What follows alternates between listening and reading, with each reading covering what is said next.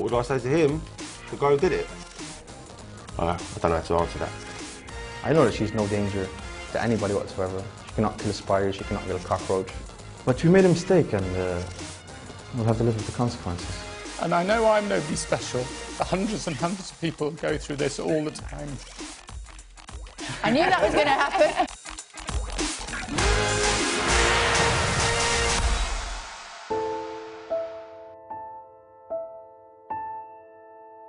Jodie Chesney was just 17 years old.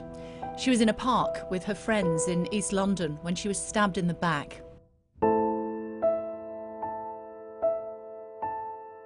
Her death puts pressure on the police and politicians to tackle the growing problem of knife crime. I spoke to Jodie's father, Peter. She really was just the nicest person ever, and she wouldn't have done anything to deserve this. No way.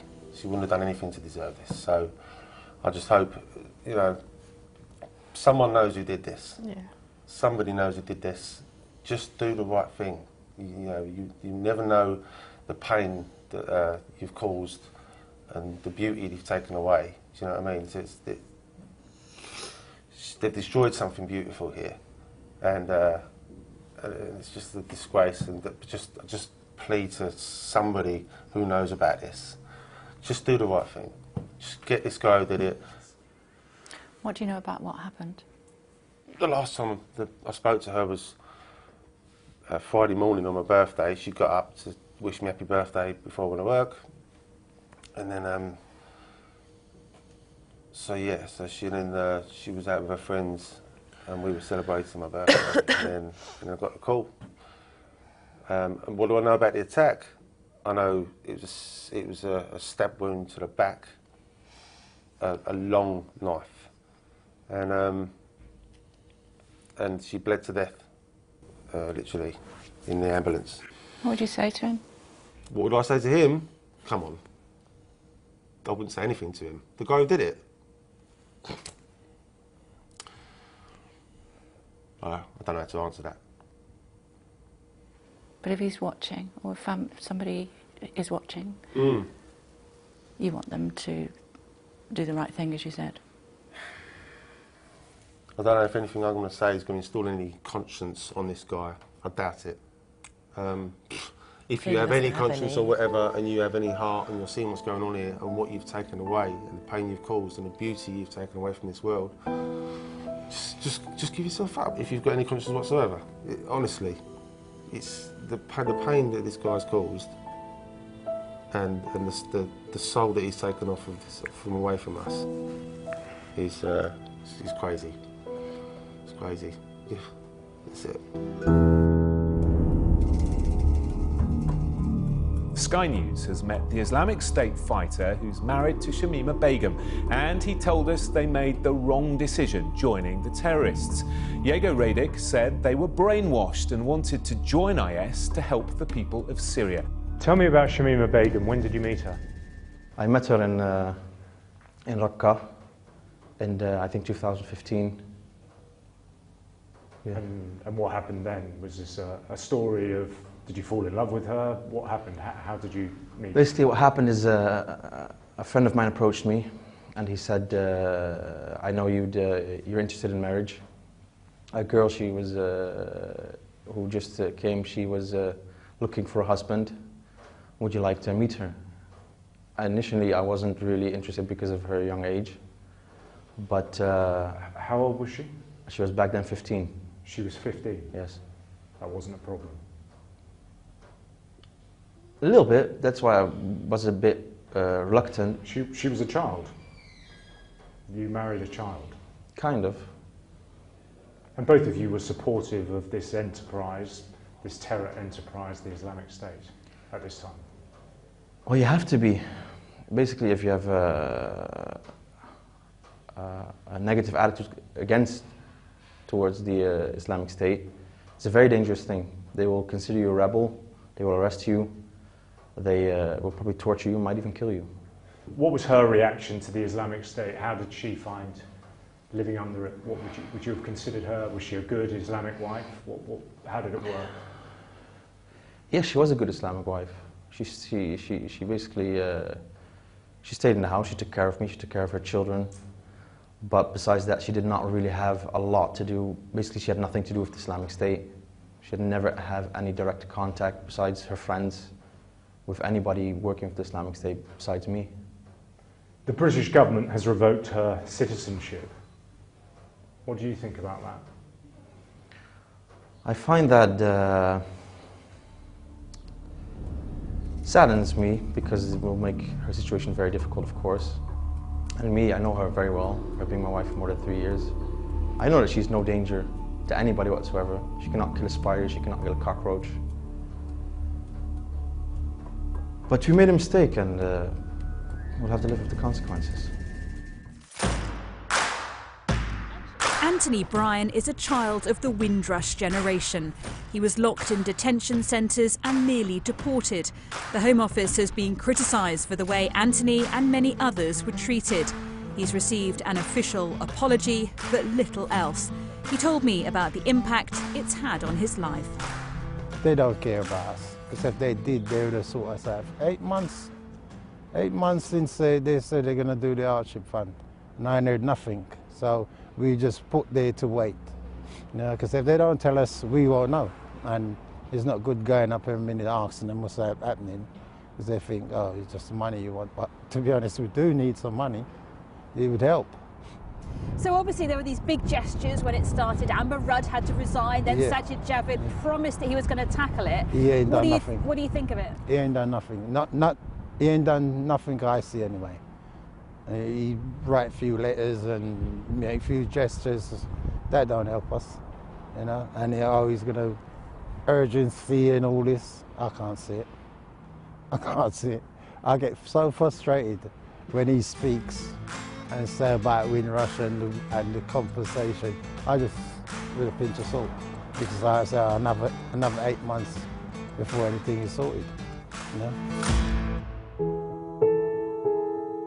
Chris Bryant has been a Labour MP for nearly 2 decades. In that time, serving as the shadow leader of the House of Commons and the shadow culture secretary. He's just undergone surgery at a hospital in Wales to remove a cancerous mole on the back of his head. He told me he was first prompted to go and get the mole checked following a trip to the barber's. It was quite literally the haircut that saved his life. I had my hair cut really short because we were going away at Christmas and I needed it to last for 6 weeks.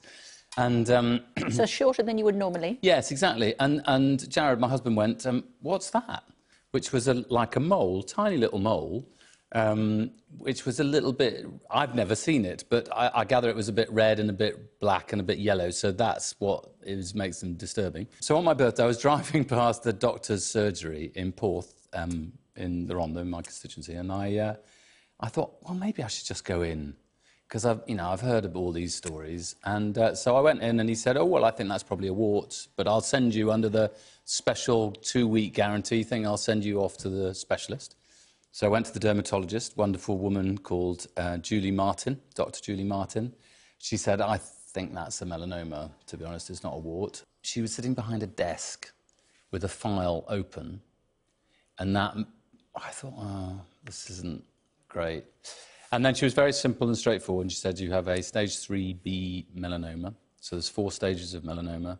I'm not a medical expert, but and I knew that 3 was not good. And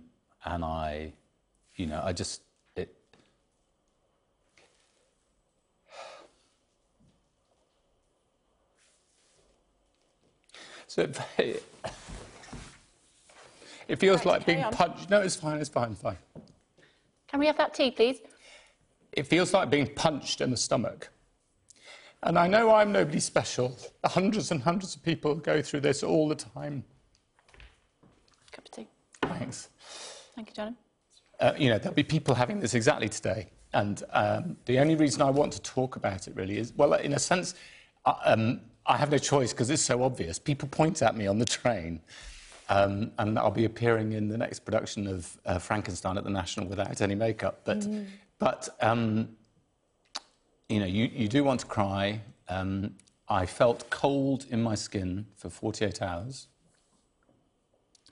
And you know, I slept terribly that night, and I imagined everything. I was going to be dead by the end of the week. I was not going to make it to Easter. Every single twinge in my body was another form of cancer, and they were going to discover when I went forward for the next thing that, you know, I was riddled with it. Since then, I've now had, they do an ultrasound on all your lymph nodes around your neck and stuff, because that would be where it would be most likely to go to first, and they do a scan of your, CT scan of your body. Both of those were all clear, and the chunk that they took out, to do that, they only took out that much. Wow. So that the bit that looks like a little bit of pork scratching is from my side. Oh, I see. So they take a bit from here, and you may have seen an earlier picture. So the bit that's on the screen, yeah, that sort of heart bit, or the bit on the left, that's the graft. Yeah. And that probably won't have hair on it, but the rest of it will. And I mean, you can see already that it's healing amazingly quickly. It's a bit bloody, but so I mean, at the moment, all the prognosis is really good.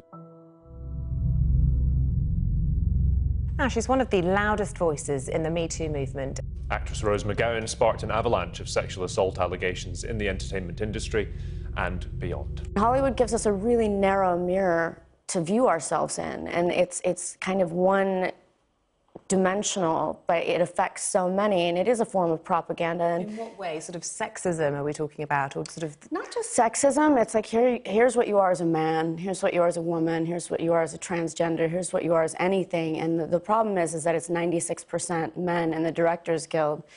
That's all the directors, and that statistic hasn't changed since 1946. So it's just a very narrow view, and it operates, you know, Hollywood operates in secrecy. Not a lot of people know what really goes on there. It's kind of, you know, it's an illusion, really. It's like, it's supposed to be glamorous, it's supposed to be all these things. And behind the scenes, it can be really tragic and really traumatic. It can also be great, but for me, I was discovered, so I was never trying to be an actress, and it was a hard road. So do you consider yourself now on the outside looking in at that industry? And I'm intrigued as to what you think of the people who are inside that industry. I'm definitely on the outside looking in, whereas before I was both a person in society on the outside and also very much on the inside. But what do I think about it? I think they're really fear-based, and I wish they'd be braver. With us now is Jess Phillips. She's the Labour MP for Birmingham Yardley, and she's written a series of tweets to the Prime Minister and the Education Secretary, somewhat angry tweets, asking them to explain why her son's primary school is closing early on Fridays. In response, the Department for Education spokesman said, "We have protected the core schools budget overall in real terms since 2010 and put an additional £1.3 billion into core schools funding across 2018-19 and 2019-20 over and above plans set out at the last spending review." Are you sure that this is necessary, that your son's primary school shuts early on Friday because of money?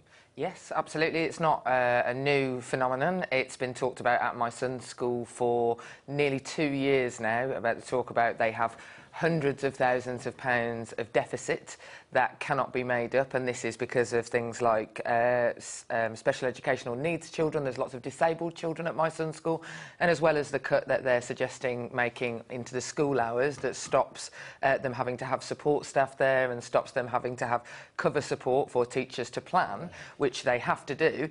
They're also suggesting that they will no longer be able to facilitate disabled children in my son's school, so a cleansing of disabled children. You see, one of the reasons why I'm asking is another Birmingham school said it was going to close on Friday lunchtime so teachers could do their paperwork. It seemed to make a political point, if you like. Well, there's 15, I think about 15 schools in Birmingham in total, so it's if the DfE and their frankly completely out of touch statement, which is just insulting to me as a parent, and they should be careful, because I'm not here necessarily just talking as an MP, I'm talking as an angry parent, and there are millions of us out there at the moment. Why is this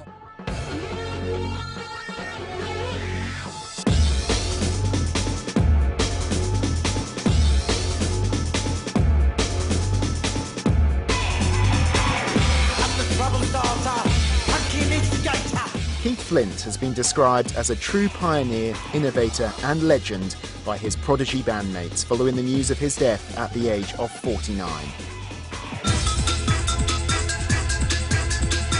I think the thing that made the Prodigy so impactful and the reason they connected in such a big way from the very beginning was that there was just total authenticity from day one.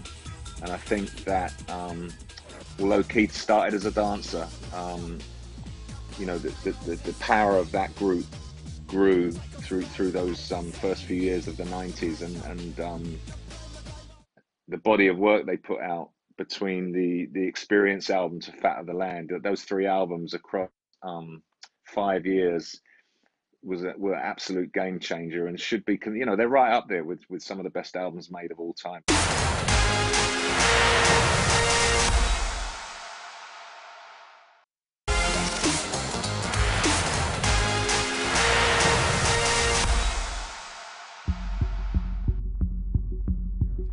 I'm here in the Indian Ocean, where Sky News is involved in a project to explore the deep sea to evaluate the impact of climate change and plastic pollution. I spoke to the president of the Seychelles, who accused world leaders of being blind to the risk. Danny Ford joined me on the Ocean Zephyr, the mothership for the Necton mission that will use submersibles to survey the reefs of the Twilight Zone in the tropical archipelago. I addressed the G7 in June last year.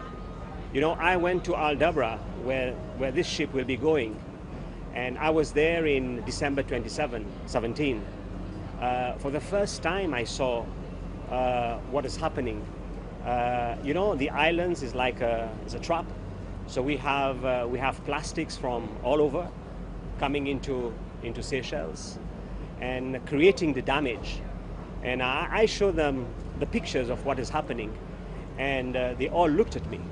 And as a result of my my advocacy and tough talk, Norway has been the first country, together with the World Bank, to put a sum of 200 million.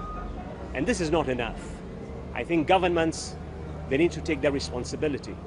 You know, we cannot destroy our oceans. Seychelles is such a beautiful country. It is paradise on earth. And our inhabitants, we are guardians of this paradise. We keep it for humanity, and we just need to stop it, please.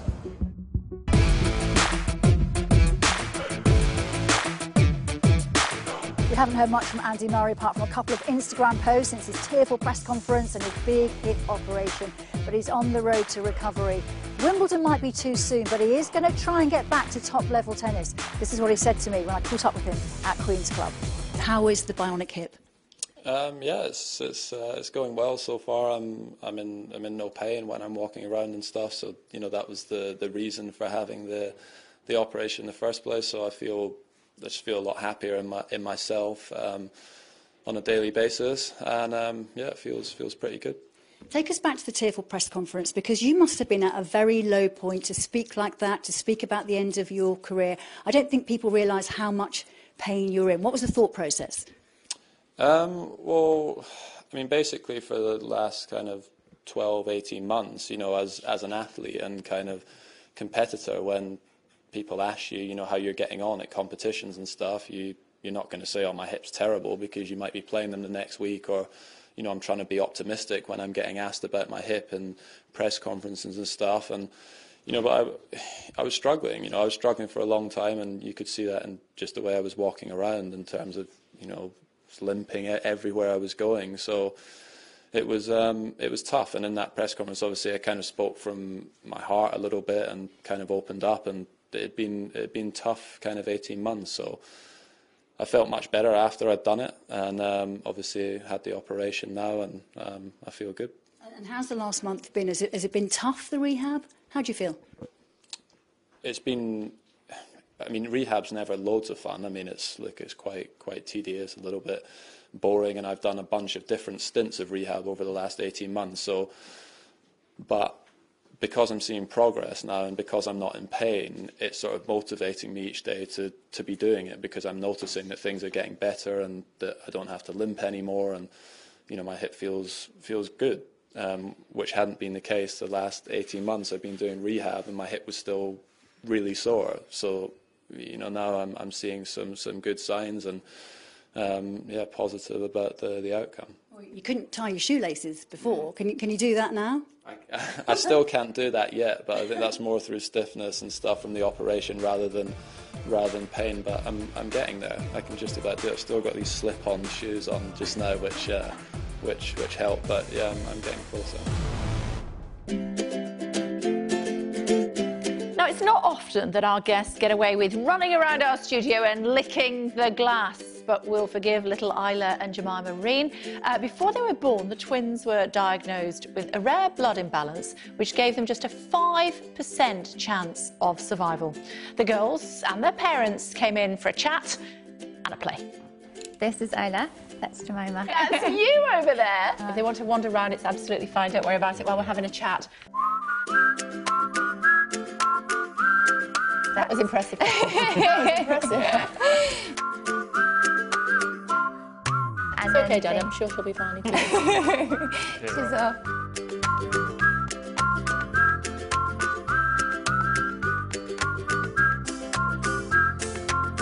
I knew that was going to happen.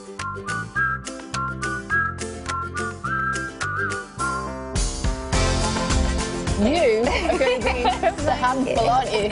She is. Yeah.